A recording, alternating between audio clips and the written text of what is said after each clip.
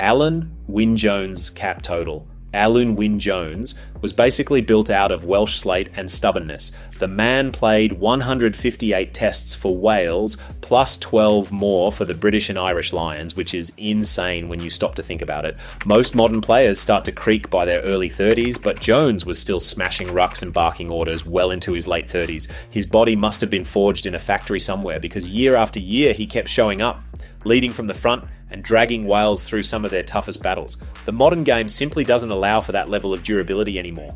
Squad rotations are more common, injuries are managed more cautiously, and younger players are always being pushed in to keep things fresh. Even if someone has the talent and toughness, the chances of them getting the same run without being rested are almost zero. Add in the sheer intensity of today's fixtures, and you can see why Jones's cap haul looks untouchable. For him, every match was a chance to outwork and outfight whoever stood in front of him, and he did it for over a decade at the very top. Future players might have longer club careers, but no one is racking up that many test appearances without breaking down or being replaced. Rory Underwood's England tries. Rory Underwood was a winger who didn't just score tries, he made scoring tries look like a casual weekend hobby.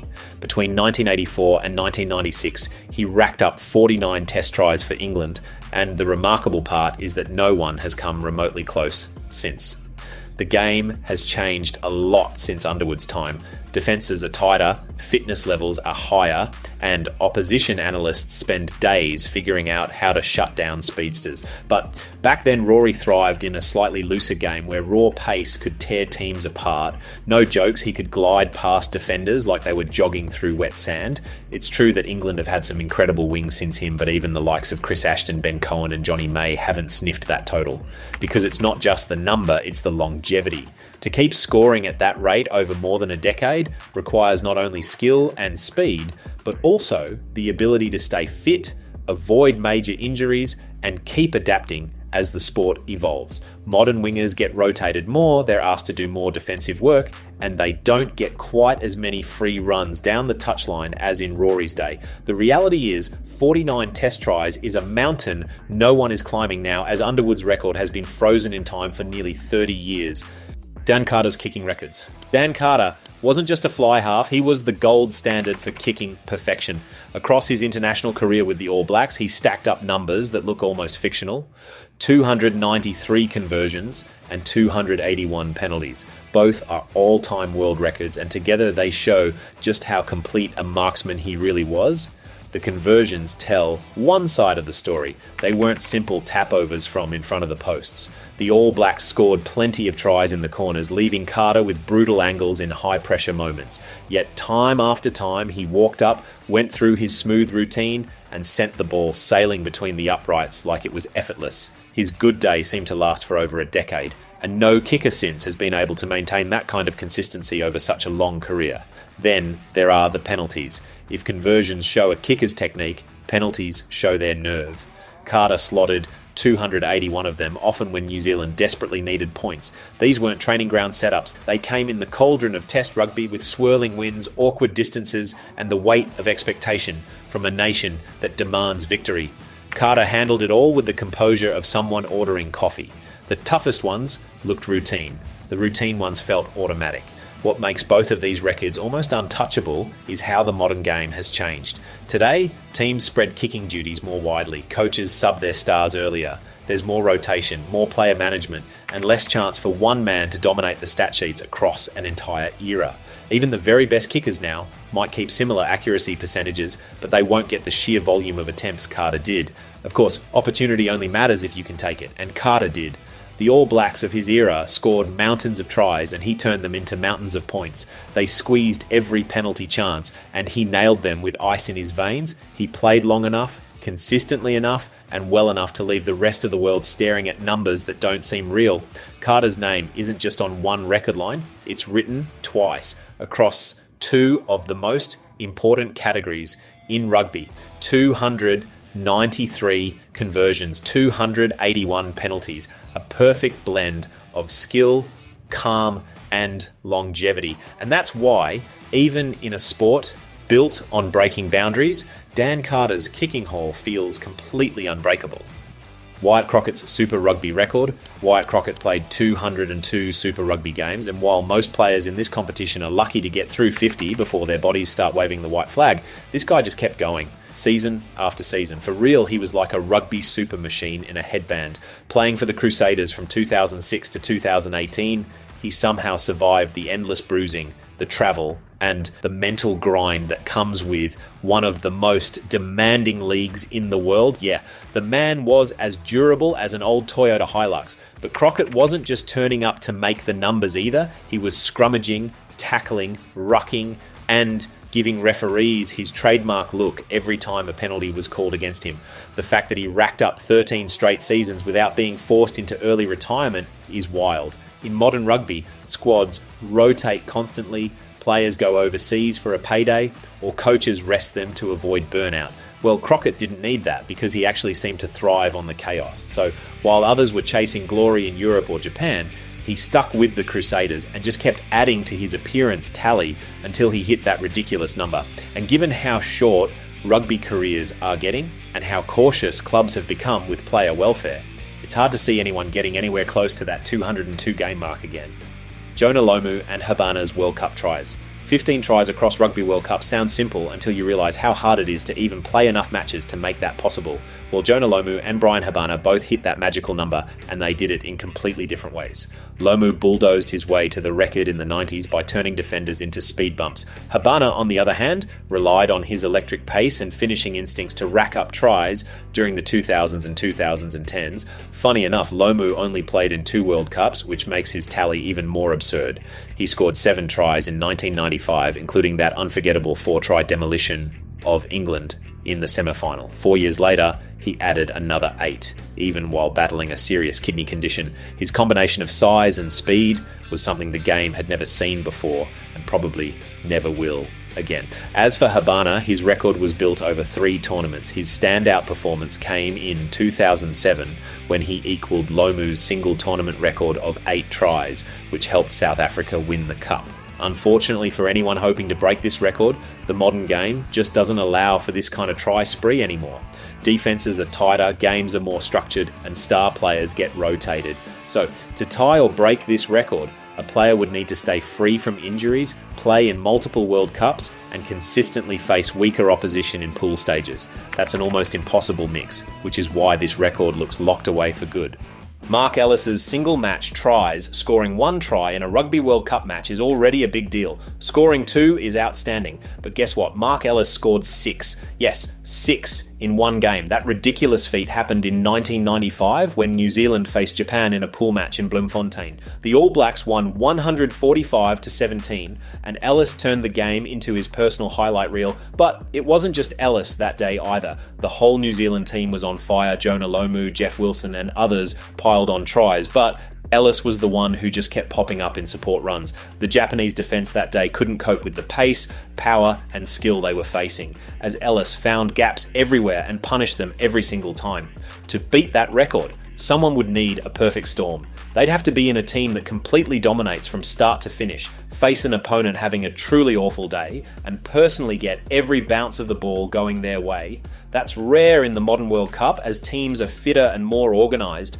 Ellis's record of 6 tries in a single game has stood untouched since 1995, and the way rugby has evolved, it's safe to say it's probably never going to be broken. Unless, of course, someone invents a time machine and plays against that 1995 Japan team again. George North, the youngest try scorer in Rugby World Cup, being 19 years old and scoring a try, is exactly what George North pulled off at the 2011 Rugby World Cup. While most teenagers are still figuring out how to cook pasta without burning it, North was out there steamrolling defenders and finishing moves for Wales like he'd been doing it his whole life. He did this against Namibia, and it was more than just a lucky break. North had already been making waves in international rugby, debuting for Wales at just 18, and by the time the tournament rolled around, he was already a major player in their backline. His mix of size, power and speed made him a nightmare for defenders, and that early try was just the start of a career that's seen him become one of Wales's greatest players. The thing about this record is that it's not just about talent, You need to be good enough to play for your country as a teenager, which almost never happens, especially in a sport as physically demanding as rugby. You also need to be trusted by the coach to actually get game time in a World Cup match. Then you need the chance to score, which means playing in a team that can create opportunities for you. Put all that together, and you'll see why this record has remained unbroken for this long. North's combination of youth, skill, and opportunity is almost impossible to replicate. And unless rugby suddenly starts drafting in schoolboys for World Cup squads, this record will be safe for a very long time. Diego Ormaechea, the oldest try scorer in a Rugby World Cup. Diego Ormaechea was not supposed to be doing what he did in 1999. Most players his age were either coaching, playing social rugby on Sundays, or spending their weekends shouting at the television. But Diego decided to do something different. At 40 years and 13 days old, he ran onto the field for Uruguay at the Rugby World Cup and not only played, but scored a try. Scoring in a World Cup is something many professional players never manage in their whole career. Diego did it when most of his peers were more worried about cholesterol levels than defensive lines. His try came against Spain in an extremely physical game, and it wasn't some accidental bounce of the ball either. He was exactly where he needed to be with the same instincts he had in his 20s. In the modern game, where careers are carefully managed and bodies are pushed to the limit, the idea of someone lasting that long at international level feels impossible. Players now retire earlier, the collisions are harder, and younger talent is always waiting to take over. But Diego's record isn't just about the age on his passport. It's about the fact he kept himself good enough to be picked for the biggest stage in rugby. That's the kind of story no statistics sheet can fully explain, and it's the reason no one is likely to even come close to breaking that record. The perfect 10 in Rugby World Cup history. Since the Rugby World Cup began in 1987, 10 teams have never missed a single edition. That means they have been part of every tournament. Through all the ups, downs, controversies and format changes, the teams I'm talking about are New Zealand, Australia, England, France, Ireland, Scotland, Wales, Italy, Argentina and Japan. These teams are the sport's constant fixtures. They've qualified in good years when they were dominant and in bad years when they scraped through by the skin of their teeth. It's not easy to keep that kind of streak going. This record is awesome because rugby isn't like a closed league where you automatically get invited back. If you're not hosting, you've got to qualify, and that can be brutal. Some teams have even had to fight tooth and nail to keep their spot, sometimes relying on late-game heroics or a lucky bounce to survive. Just think about the pressure. One bad qualification campaign, one shock upset, and that perfect record is gone forever. And yet, these 10 nations have managed to keep it alive for decades. In the future, this streak will get harder to maintain because rugby is growing fast, new teams are emerging, and the competition for spots is fierce. One slip could see a big name left out, but for now, that perfect attendance is a badge of pride. It says you've been part of every major moment in World Cup history, from the first whistle in 1987 to the most recent final, and that kind of consistency is rare in any sport. New Zealand's historic points haul back in 1995, New Zealand decided to make a statement. In a Rugby World Cup pool match against Japan, they didn't just win, they ran riot. By the final whistle, the scoreboard read 145-17. That wasn't just a win, that was a demolition. It's still the highest points scored by any team in a single World Cup match, and it's hard to imagine it being broken. Everything clicked for New Zealand that day. They had speed, power, skill, and complete dominance in every area of the game. Jonah Lomu was running like a freight train, Jeff Wilson was gliding through gaps, and the forwards were smashing Japan's defense to pieces. In today's game, margins like that are almost impossible. Smaller nations are more competitive now, defensive structures are tighter, and the gap between top and bottom teams isn't as wide. A big score these days might be 70 points, maybe 80 at a stretch, but hitting 145 requires a perfect storm. The rules have also evolved, making the game faster but also giving underdogs more chances to slow things down.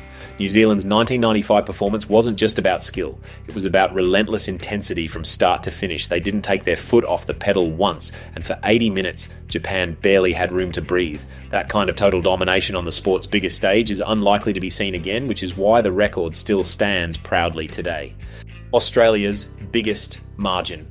In 2003, Australia faced Namibia at the Rugby World Cup, and what happened next was more like a rugby clinic than a competitive match, because when it was all over, the scoreline read 142-0. Yes.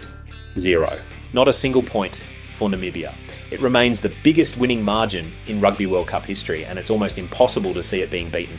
Australia didn't just overpower Namibia, they dismantled them in every single area of the game. The Wallabies were ruthless, they dominated scrums, lineouts, rucks and open play, and every time they got the ball, they looked like they were going to score. In the professional era, shutouts are rare enough, but a margin that huge is on another level. Nowadays, even the weakest teams can usually find a way to score at least a penalty or a consolation try. Defensive systems have also improved across the board, and there's far more focus on player fitness and preparation. Back in 2003, Namibia was still developing as a rugby nation, and the gap in experience and resources showed. The Wallabies were in no mood to go easy on them either. They played with the same intensity from the first minute to the last, treating the match as seriously as if it was a knockout game. That combination of total dominance and complete shutout is exactly why the record has lasted this long. It's not just about the scoreline, it's about how rare it is to see one team so completely outclass another at this level. If you enjoyed this, there are plenty more rugby videos in the works. I would greatly appreciate it if you could subscribe. Thanks for watching.